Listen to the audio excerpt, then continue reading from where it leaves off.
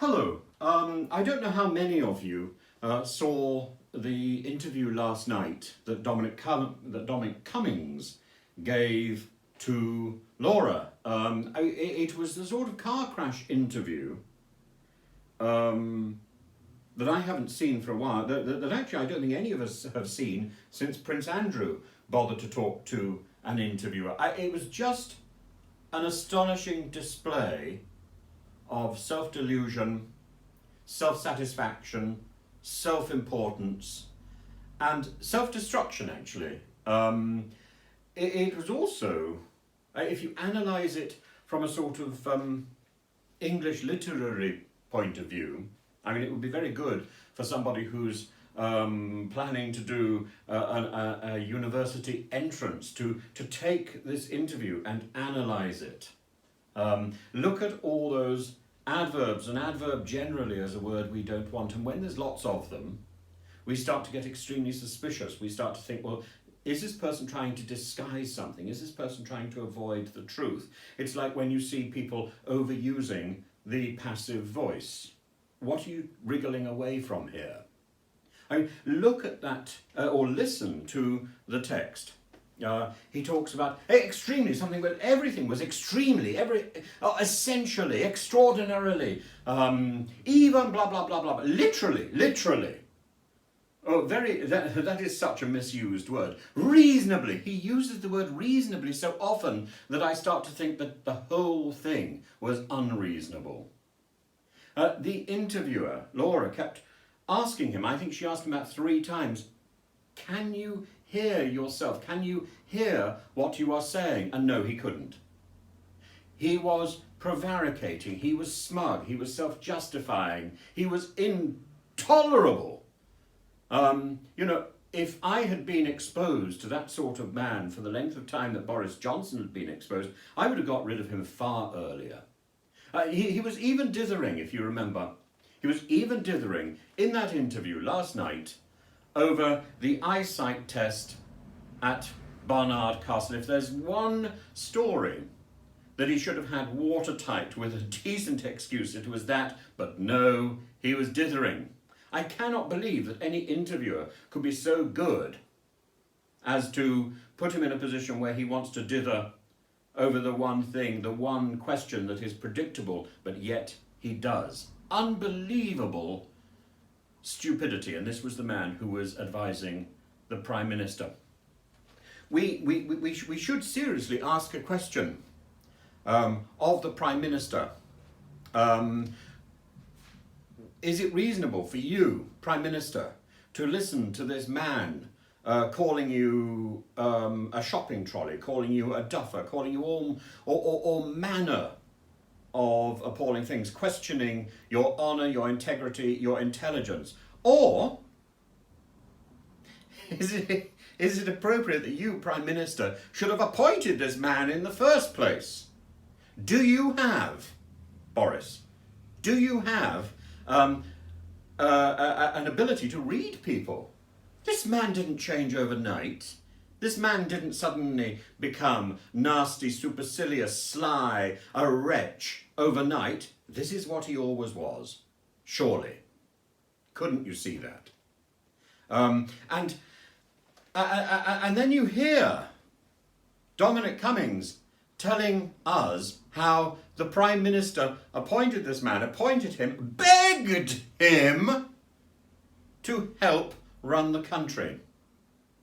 And that he turned a blind eye to Dominic Cummings' bullying. Well, Andrea Leadsom accused him of bullying. Of course, personally, I think that's a bit of the pot calling the kettle black. I mean, I know from personal experience, I was personally browbeaten by Andrea Leadsom. She hardly let me get a word in edgeways. But nevertheless, there is the allegation. She said, she should know, she said that Dominic Cummings was a bully. But the Prime Minister, of course, has a history now of condoning bullying, of condoning alleged bullying. Just think of Priti Patel. And he, what we learn from Dominic Cummings is that Cummings was the man who decided that it should be Johnson rather than Gove that we've got as our Prime Minister. Dominic Cummings decided that. Dominic Cummings decides for the Conservative Party and indeed for the electorate. And as for Michael Gove, oh my goodness, yes. Well, very interesting news turns up apparently today. Well, in fact, it turned up a while ago.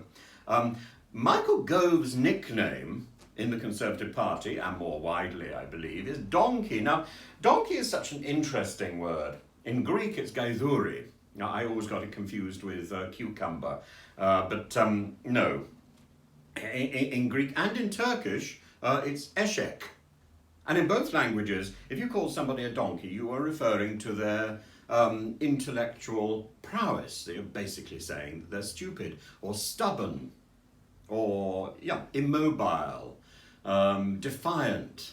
I don't think this is what is intended when when Michael Gove is called a donkey. Indeed, we have to go back to a story that emerged that was reported by a person called Jan Noir in the Daily Mail, and this story was was purloined from the pages of a student newspaper that I know well called Cherwell in Oxford, where there was a story about Michael Gove in a 5-in-a-bed romp while he was at university. Well, he sort of shrugged this off when this was presented by the Daily Mail. I mean, I don't know, is a 5-in-a-bed romp worse than all those Bullingdon photographs? I have no idea.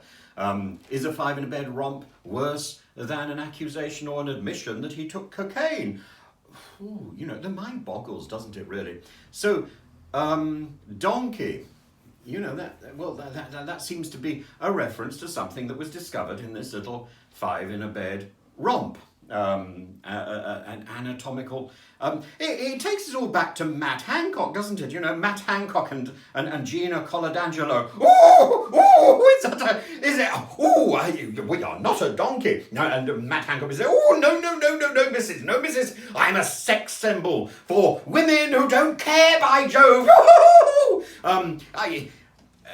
He'll go away. He'll never go away. That Matt Hancock. He'll never go away.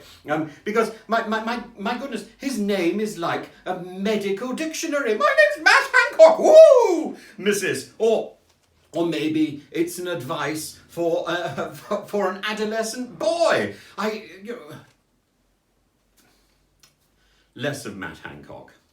And while we're thinking of Andrew Lloyd Webber. On a different note, think of the fate of Cinderella, poor Cinderella. Think of the fate of Kenneth Branagh's play. He's trying to put on a revival of the Browning version. There are serious things going on behind the chaos that is our government, that Dominic Cummings seems to think that he is in control of, or was in control of. And, we're looking at a disaster for the arts controlled by a man who never seems to answer his mail, and the Minister for, well, I was going to say the Minister for the Arts, but his brief has now become an acronym that is more confusing. The Digital Media, Sports and something else, Sports and Arts. I have no idea what the acronym is. It's so confusing. It's like HSBC. What on earth does it mean? When you look at all this sort of stuff, when you look at these people are more intent on settling old scores than they are in running our country and in saving the arts, in saving people's lives. This takes us back to Dominic Cummings. He's more intent on settling old scores, and he, of course, is absolutely misguided. He looks crazy. He looks absolutely mad. We will hear no more about Dominic Cummings. He has just finished himself with this interview last night. In it, arrogance. He says that he knows more than the electorate. Just appalling claims appalling behaviour. And if what we saw last night is any indication of what he was like in power, and his viciousness towards the Prime Minister's new wife, Carrie Symonds, or now Carrie Johnson, how he knows better than her, how she would, this sort of power grab. It's like listening to the jilted lover. It's not like listening to somebody who was taken on formally as an advisor to the Prime Minister. Who is the person in that interview who sounds as if he is in control? It's, oh my goodness, who is the person who sounds like the Prime Minister in Dominic Cummings' narration? It's Dominic Cummings! Woo-hoo-hoo! Sorry, that's a Ken Doddism, which should be appropriate to Matt Hancock. Isn't it extraordinary how Matt Hancock just sort of dominates? He's so much more, well, actually, Ken Dodd is so. If you haven't looked at Ken Dodd recently, do go and have a look at Ken Dodd, because he's a tonic for these troubled times. A little bit of Ken Dodd does nobody any harm. As indeed would Gina Coladangelo have said. I'm sure she'd agree with us all. Please follow me on YouTube, follow this channel, and ring the bell. See you later. Bye-bye. Oh, before you go. Look. Just in case you think I'm not thinking about Michael Gove, here's a picture that I did earlier of dear Michael Gove. The donkey. Pin a tail on that if you can.